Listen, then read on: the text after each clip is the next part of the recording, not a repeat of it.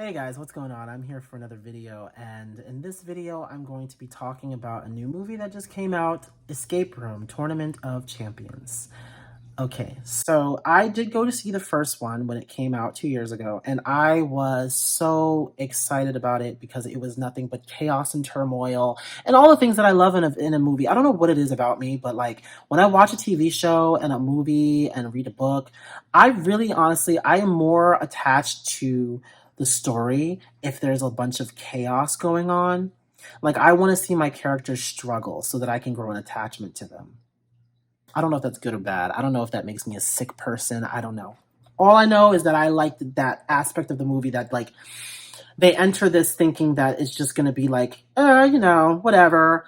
And I think that's what really made the first movie so impactful, is because they went into it thinking that they were just, solving riddles in order to get into the next room. They didn't really think that their own lives were going to be at stake. But when that becomes very, like, apparent, when it becomes, like, known that you will lose your life if you don't solve the riddles and get out of this room, then, like, the stakes are up and you are, like, drawn in and you're, like, at the edge of your seat because you know that this is, like, not what you thought it was, and it was just going to be, like, a mess the entire time. It was just going to be a mess. And then also the way that you learn about the characters and then, like, how they're attached to each of the rooms. Those are the things that make me invested in the storyline. Then we get to this movie. I don't want to say I was disappointed, but maybe just a little bit. Because even though I really, really loved the rooms and the way that they, like, really thought outside the box when coming up with the way that these rooms work and the mechanics and everything, I feel like a lot of the plot was lost halfway through because, well, the main thing was the characters. What sets the last movie apart from this one is that I actually cared about the characters. Like, each of them had something about them, and each of them was a sole survivor. Okay. And the thing is that in this movie, we find out that each of their groups had something about them that Minos wanted to kind of test. Nathan, one of the characters, Nathan, who was a priest, and all of his entire group was, like, priests. Brianna, played by India Moore, by the way, queen. Okay. They were all influencers, so I really don't know what that was about. And Rachel, it was all people who couldn't feel physical pain. So I guess they tested the limits of what they could feel by, like, they probably had a whole bunch of rooms that, like, were, like, cutting into their bodies and stuff. It was probably really gruesome. It was probably gruesome as hell. But anyway, but see, that's the thing. That's the only thing that we got to know about those characters, was that they all had done the escape room thing before, and they were the last one standing, and what each of them went to their groups for, like what each of them was in a group for. We didn't learn anything else about their lives. We didn't learn anything else about their past. We didn't learn anything else, period, about this, especially not the first guy, Theo. I mean, the only thing that we know about is that he was talking to his wife on the phone before the first room started. That's all we knew, and that was his anniversary. I think we know more about Theo, and he didn't even have a name. Like, his name is Theo, but we didn't know that in the movie. We just knew that in the credits because they gave him that name. But he didn't even say his name. How weird is that? Like, we know more about the life of Theo, who had no name in the movie, than anybody else in the movie. We just know their character. Like, you literally gave us characters with characteristics. The only thing that we know about India, like India's character, this is another thing. I'm going to mention that in a minute. But the only thing that we know about Brianna is that she's an influencer. The only thing that we know about Rachel is that she doesn't feel pain. The only thing we know about Nathan is that he's a priest that turned to alcoholism when everybody that he was in the game with got killed off. So tell me, what is going to drive me to care about these characters? Now, mind you, in the last movie, I cared a lot about Zoe. And I was praying for Zoe's survival, and hey, guess what? She survived because she was that bitch. Okay, just period. She was that girl. Like, the way that she thought, her mind, the way she was able to think outside the box, was like, this is my daughter. This is my daughter. This is how I want my, like, I want a daughter who's like Zoe, who thinks outside the box. She very much is me. Like, I looked over to my right and I was like, babe, I was like, I'm adopting her. Like, this is our daughter. This is our daughter. I just said it right in the middle of the theater 2 years ago. I said, this is our daughter. Okay? And she came back. But the thing is that she's the only one that I really cared about. I shouldn't just care about the one character that came back from the last one. You know, you really shouldn't at all. I don't really get it. I don't really know why. Like, it's crazy. I don't even care about Ben. Ben could have died in the last movie and I wouldn't have cared. But even so, like, I still cared about his situation and how he lost all of his friends in a drunken car crash than anything else.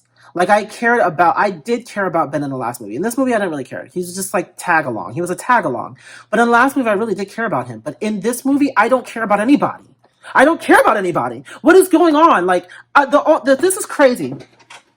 I shouldn't have to look outside of the four walls. I shouldn't have to break down the fourth wall in order to care about a character.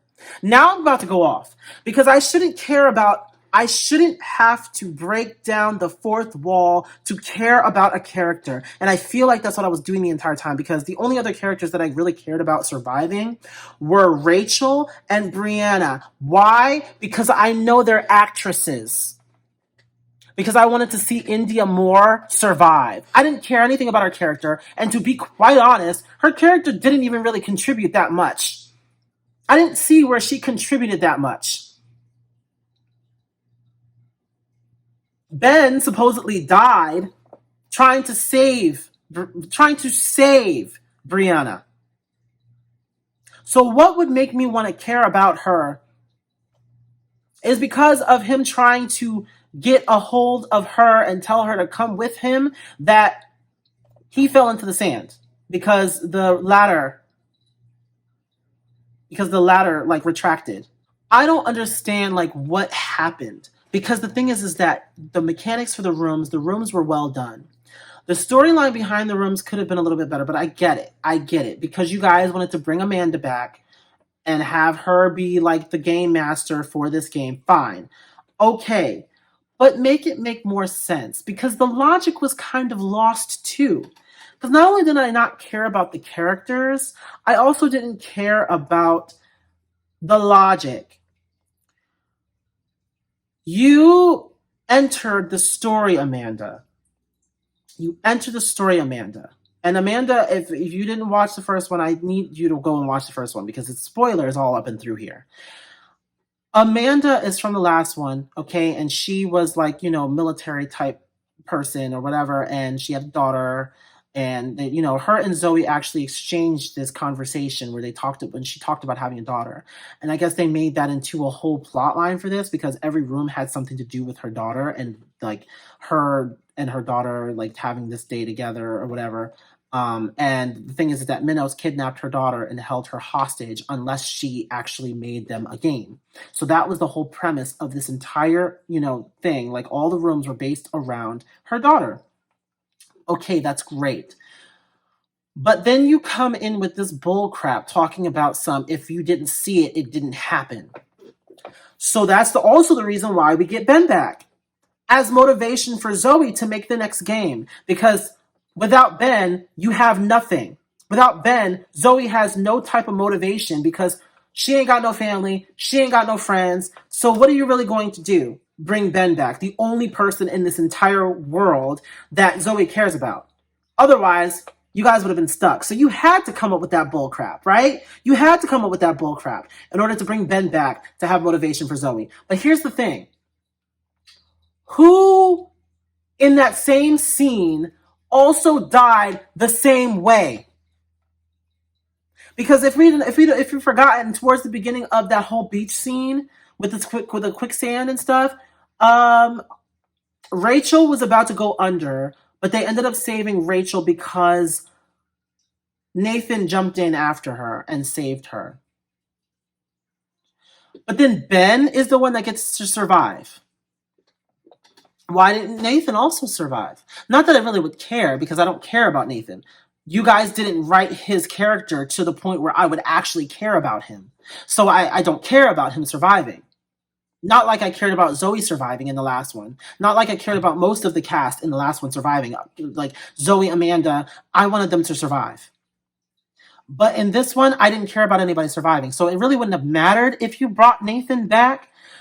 But the thing is like, we also didn't really see him die because he died the same way that Ben died. So why isn't Nathan coming back? Or is it going to be a thing of Nathan is going to be the next person that you bring back in the third one because you guys want to act stupid too?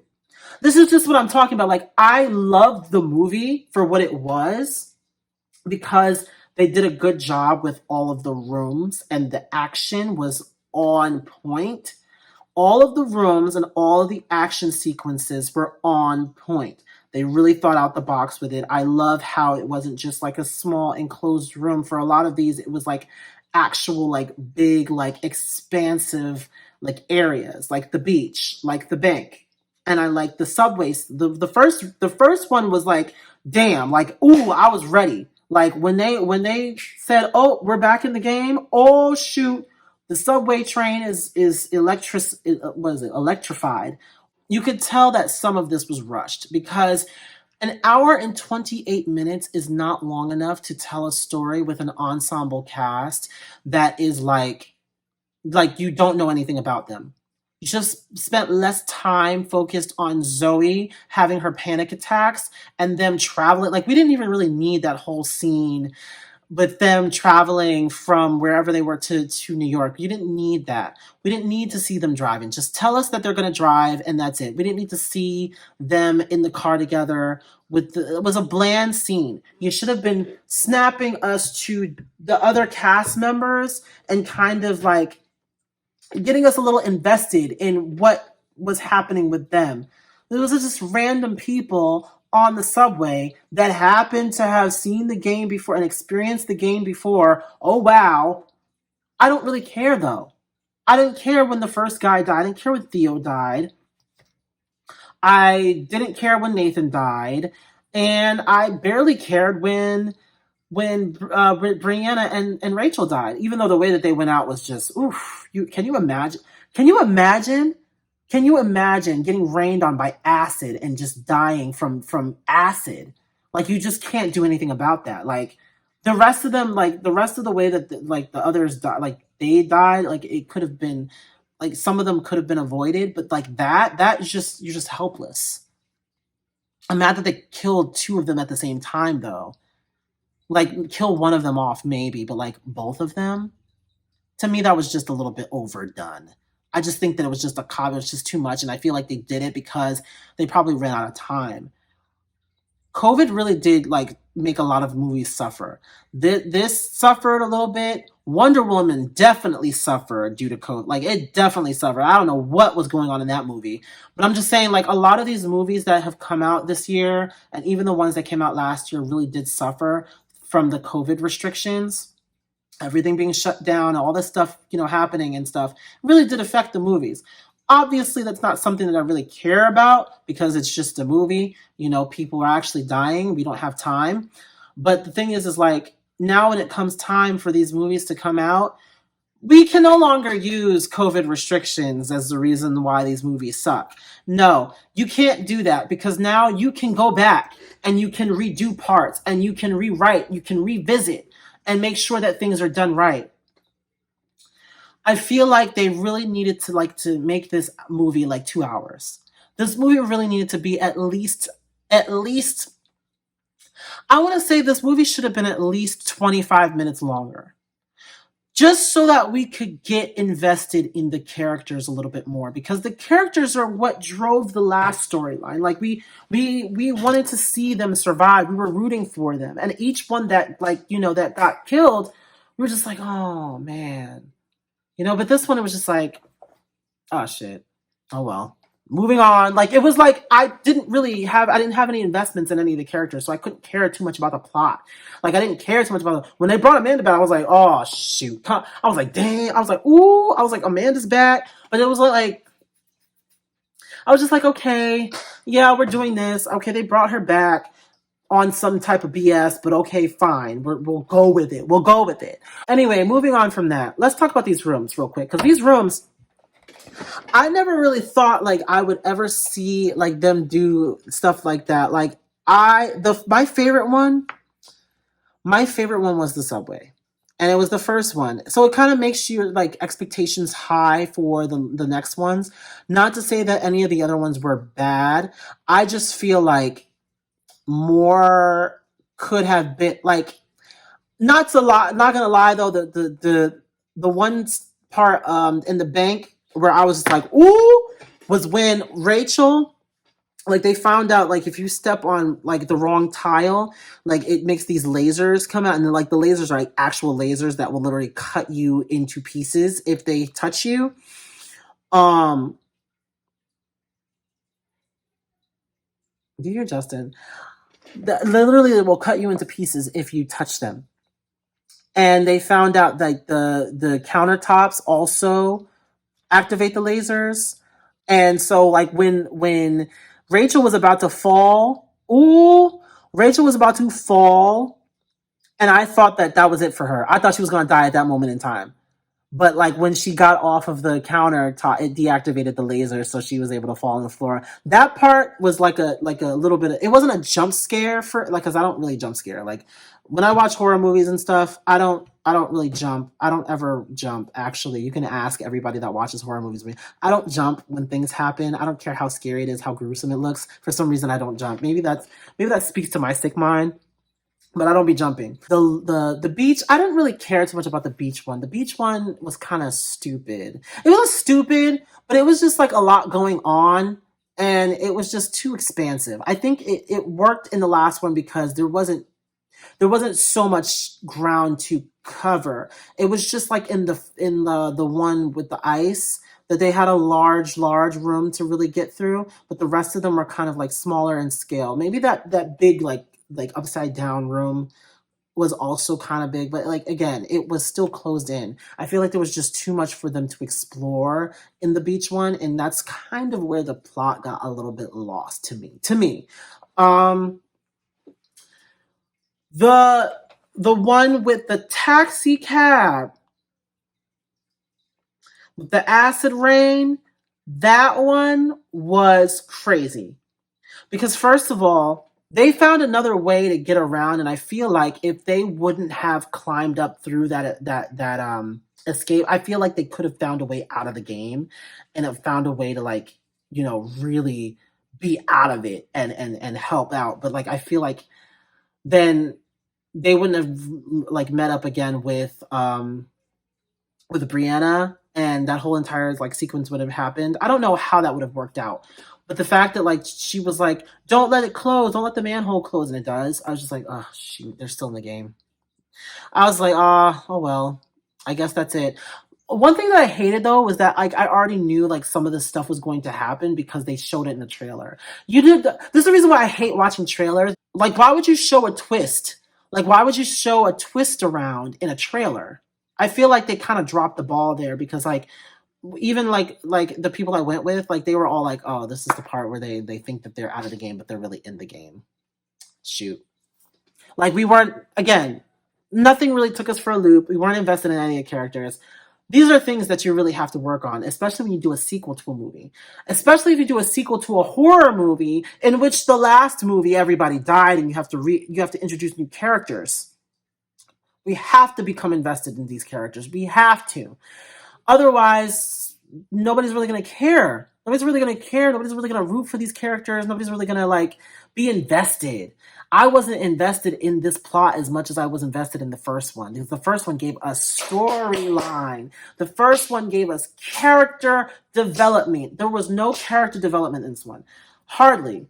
We only had character development for Zoe, but we already know everything about Zoe already. We want to know more about these other characters. Why did you spend the first like 20 minutes of this movie with Ben and Zoe? We didn't need to see more of them. Just tell us what they're doing, where they're going, and that's it. That's all. We didn't need the whole thing in the hotel room with Ben having a nightmare. We didn't need that. It wasn't necessary. But anyway, that's going to be it for this video. All in all, I really did like the movie, and I will watch it again.